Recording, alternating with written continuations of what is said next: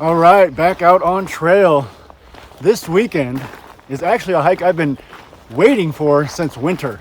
I've been waiting for the right time, right weather, right person to be with Joel Candy here. What's up, guys? Candy Camping YouTube channel. If you want to check that out, I'll put I'll put the YouTube channel down in the description. But we are going to the Joyce Estate in the Chippewa National Forest. We're gonna spend the night there. There's a couple campsites out there. It's an old abandoned giant estate from an old rich logger way back in the day from the 1920s. So the family, as far as I know, lived on the estate up until the 60s. Then the Chippewa National Forest bought it up and turned it into an attraction, put some campsites out there. So that's where we're going for today. And I will tell you a little bit more about it once we get there. But right now we got about a 3-mile hike to get to camp. So I will check back in later.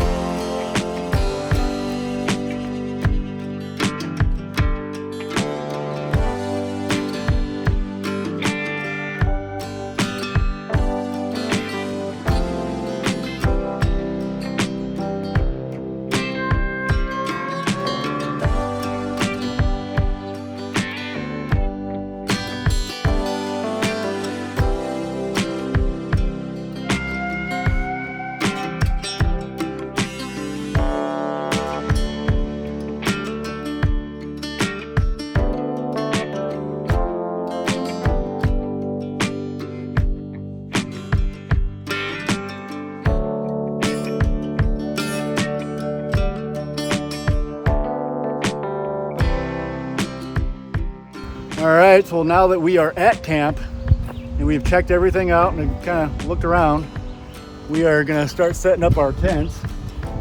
You see the Candy Man over there getting his stuff ready. What you got there on your waistband there, Candy? Nothing. Looks like something. Nothing. Don't you mind about what I got on my waistband, Looks boy. like you got some Somebody's got to protect you. You got some mosquito repellent on I got his waist. mosquito repellent.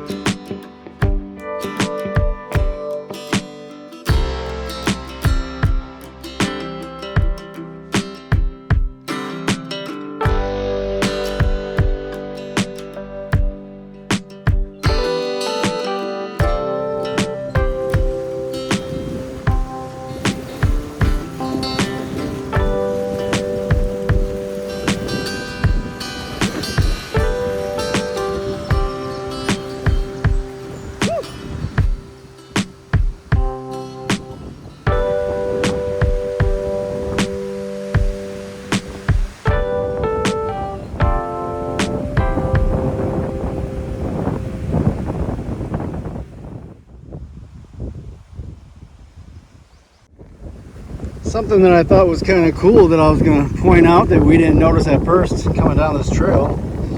This is an old golf course that we are camping on, and this is obviously some kind of remnants from it. And there's even a little like water spigot with threads and stuff deep in the ground.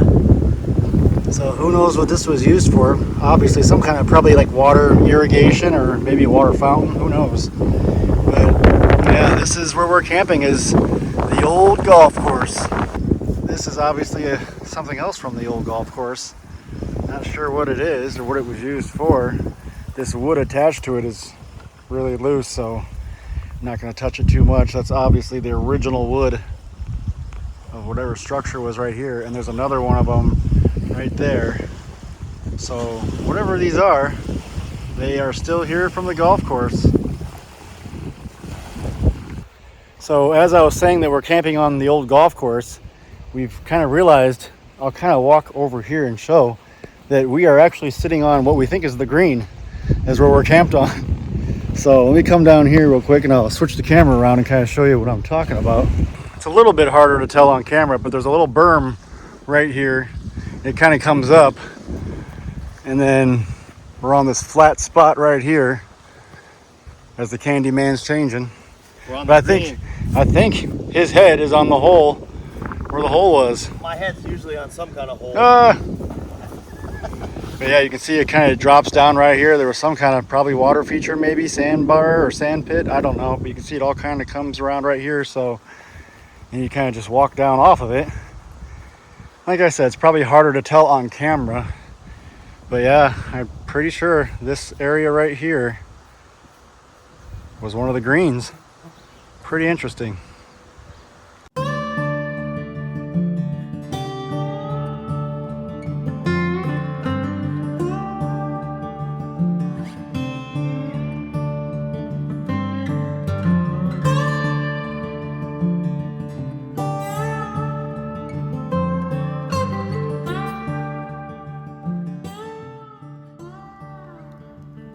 Welcome to the Joyce Estate, or Notming as it was called back in its day, Ojibwe for place of rest.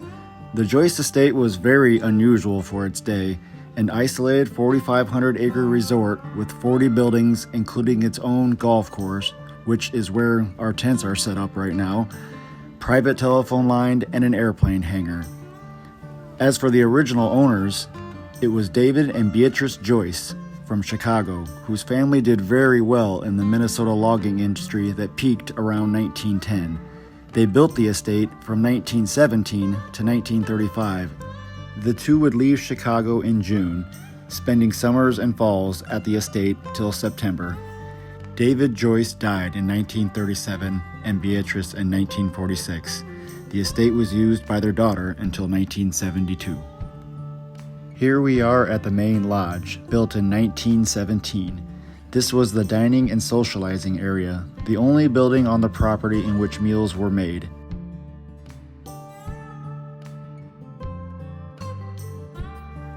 Inside was a living room, kitchen, pantry, library, and den. Lush, beautiful gardens surrounding the lodge is what was remembered.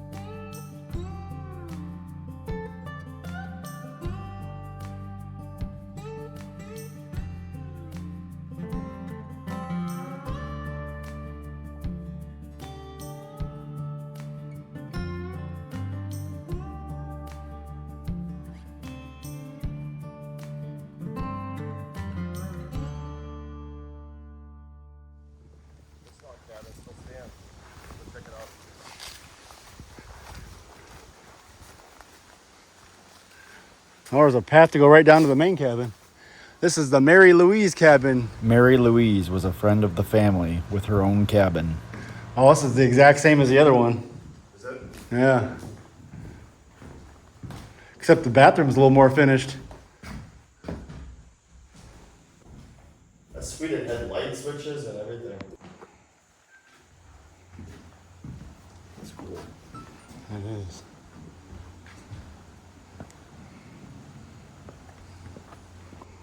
We'll have dinner at the dinner house. Yeah, right down That's to... what this looked like, dude. I bet it looks so cool.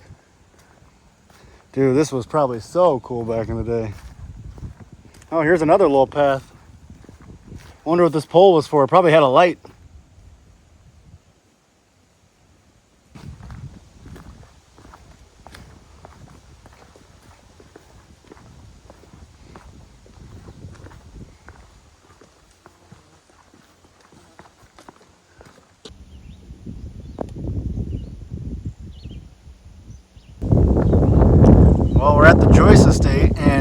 seeing more of those poles that we saw. There's one right there that we saw at camp at the golf course. So if anybody happens to know what those poles are for, what they could have been used for, drop a comment. All right, we've got back to camp after exploring the Joyce Estate. Very cool, but now we are dipping back into the lake because it is still hot and humid out here. The wind is kind of keeping it somewhat cooler, but it's keeping the bugs away. But my thermometer is still reading 89 degrees. So it's a warm one out here. All right. It's 3, 2, 1.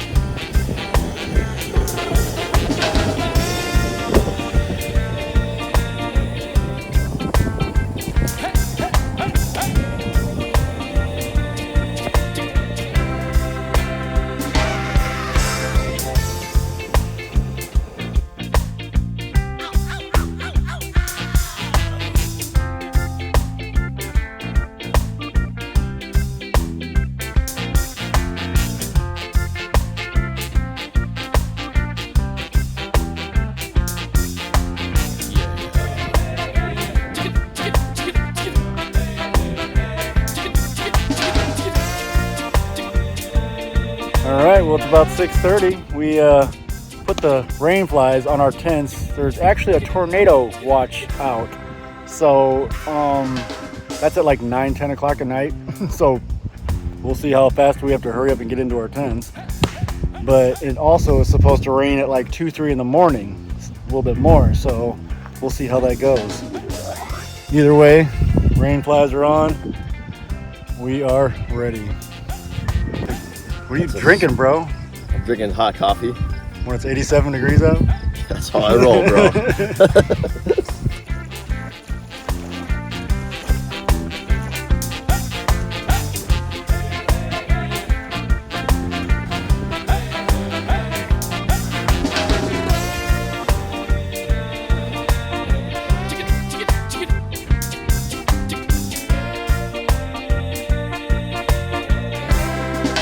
All right, well, it is about 9 o'clock at night. It's after 9 o'clock at night out here, and it is extremely bright out here still. So we are gonna just hang out until dark. There was actually supposed to be severe thunderstorms at 9 o'clock, but I mean, as you can see, it's just getting more and more clear out here.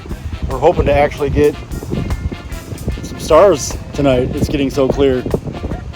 But it is still supposed to thunderstorm at 2 to 5 o'clock in the morning, somewhere in that range, and it's supposed to be pretty severe. So we still have the rain flies on and we're ready for whatever happens. But this will probably be my last check-in until tomorrow morning, because like I said, it's after 9 o'clock at night, even though it does not look like it.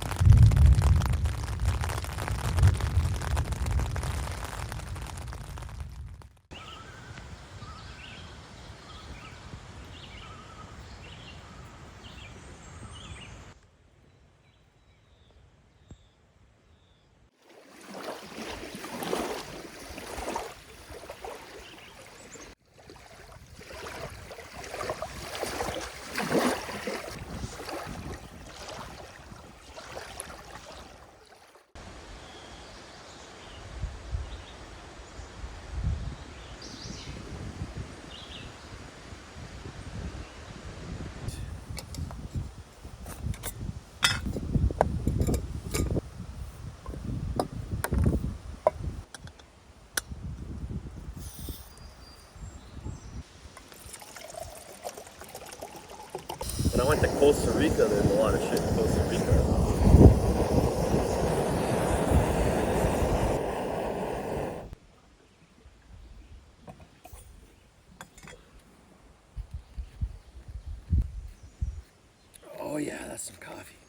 far. I always try to catch it right before it boils.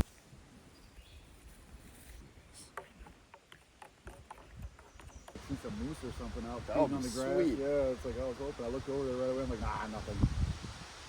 All right, we are all packed up. We are ready to go. It was a good night of sleep with the rain. We had a couple hours of some pretty severe thunderstorms. I'm not sure how well I got it on camera in my tent. I tried. If you saw it, you saw it. If you didn't, then I didn't get any good footage. Watch Candy Camping's video. He has some epic footage of overnight time lapse of that storm. So that's calling it for this trip. Catch me on the next one.